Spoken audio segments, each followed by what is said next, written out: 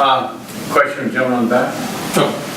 That would be good. I'm gonna pull that one back. Quick question, on the home improvement, it's my understanding right now we have to have a deposit, and my understanding, reason behind that is for compliance. So if we don't have a deposit for home improvement, how are we gonna get homeowners to comply? It's a great question. You guys mind? No, heck no, because I don't know the answer. Okay. I do, and here's the answer. You pay 2 fees right now.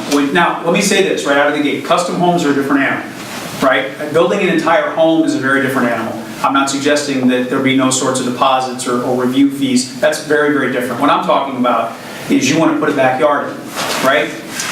Your staff should know what an acceptable backyard looks like. You shouldn't need a $150 an hour consultant to tell you that. So why are we taking $50 of your money for the privilege of allowing us to review your plans?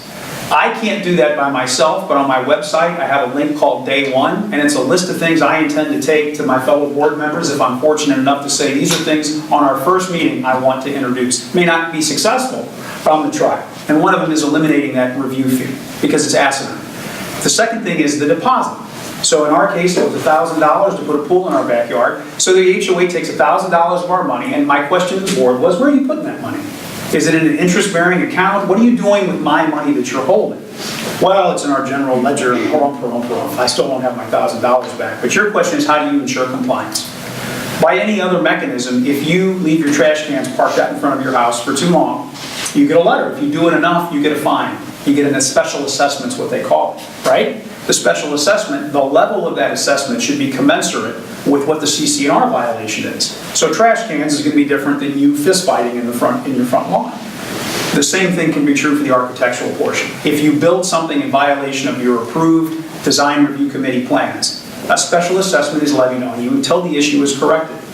We've lived in 2 master plan communities prior to this one.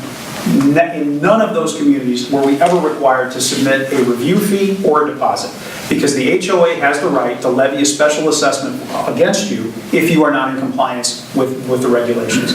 So rather than take, I guess we talk about orientation, right? We talk about changing the ship and what direction it's going.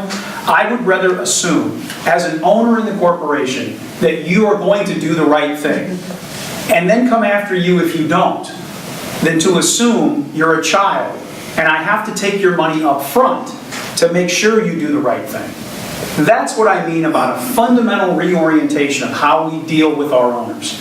Why not treat all the owners here like shareholders and say, if you don't do it, then we'll talk about an assessment? Why take your money up front? Is that the way, is that community? Is that how a community works? That sounds a lot more like a government. That's not what this is, but it's what it's become. So I would rather deal with CC&R violations when they happen, not preemptively. I don't know, maybe you folks are all super rich. $1,000 is a lot of money to me. And $1,000 out of my bank account since September, this is now March, almost April, that's my money that the HOA is holding, because they haven't done their inspections and they haven't done their reviews. We can do better than that. Come and get me if I do wrong. Don't assume I'm going to do wrong. Sounds good.